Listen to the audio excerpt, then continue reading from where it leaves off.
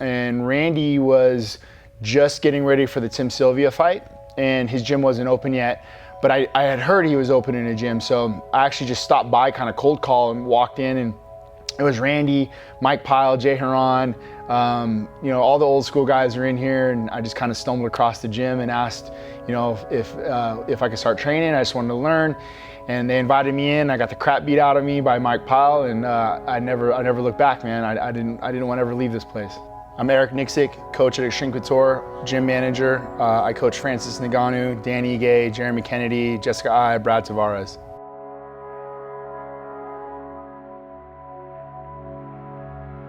Were you from Vegas? Born and raised. What's it like? What is it like? What's it like to grow up in Vegas?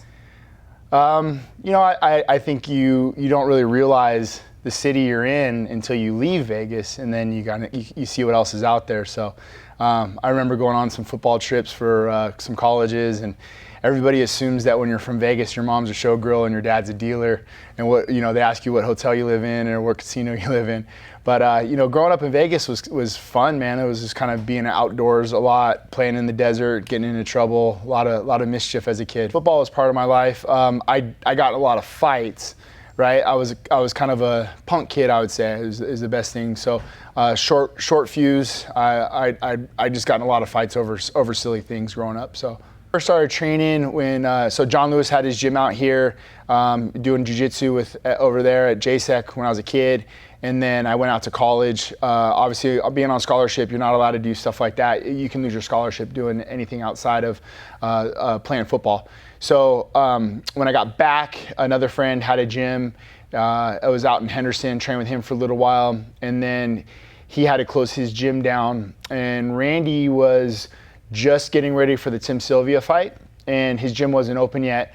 But I had heard he was opening a gym, so I actually just stopped by, kind of cold call, and walked in, and it was Randy, Mike Pyle, Jay Heron, all the old school guys are in here, and I just kind of stumbled across the gym and asked, if I could start training. I just wanted to learn, and they invited me in. I got the crap beat out of me by Mike Pyle, and I never looked back, man. I didn't want to ever leave this place.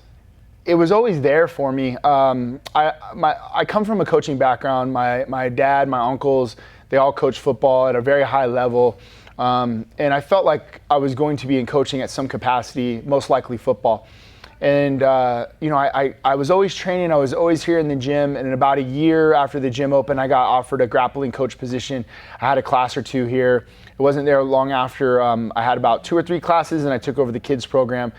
And the more and more I was around the sport, and more I was around coaching, I just started to fall in love with it, and felt like, maybe this is my path, this is my avenue. And I got so much gratification from, I felt like I wanted to help people achieve their goals and achieve their dreams, and I wanted to be that captain of that ship and help them get to those destinations. So that was really it for me. I almost just kind of stumbled across it, and man, I never looked back. So the sparring days were insane, and I think that was important for us as a gym to start off, and it was important for me to see at a very young age, because as we got smarter and training got more sophisticated, I would say, I think we realized that the guys were taking so many years off their lives in the way that the training was going. So you would look over, and Randy would be going around with Vitor, and then Vanderlei, and then Forrest, and then like Mike Whitehead, and then this guy and that guy would be in.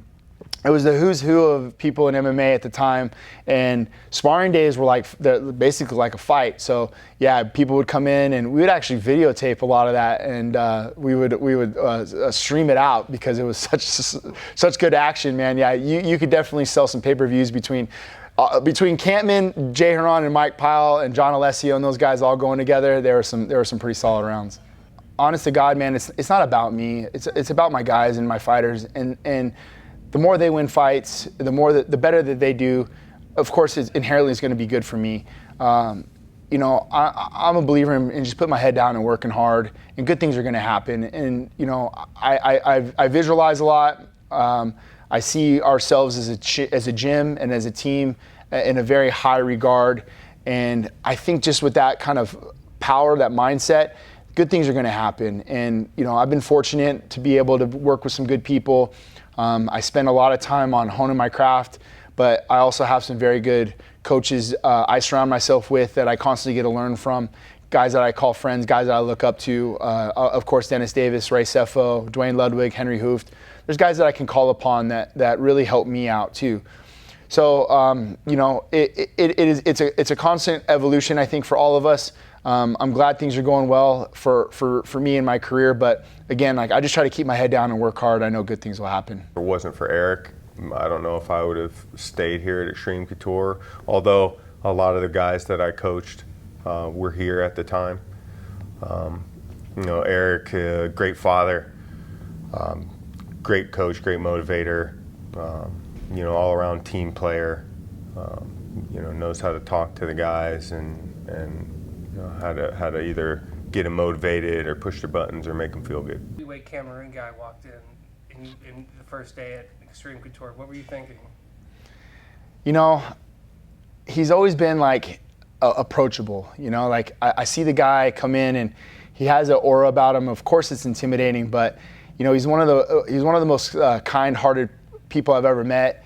And for one, I was excited to have him here because he's going to raise the level of the gym and the team, right? He's going to push a lot of people. And for me and him, you know, I feel like our relationship was very organic. You know, we just took time and grew a friendship. And then as that friendship grew, we started to connect more on a coach and fighter level. And you know, now he's part of my family. You know, I love the guy to death. My family loves him. I think more of him as a friend than I do as a fighter. I think some coaches might frown upon that. Like, they like to draw a line, coach and fighter. That's not really my style, man. Like, I like to be in the foxhole, I guess, in the trenches with my guys, and I want to know the most I can about them. And you know, and Francis has become one of those guys.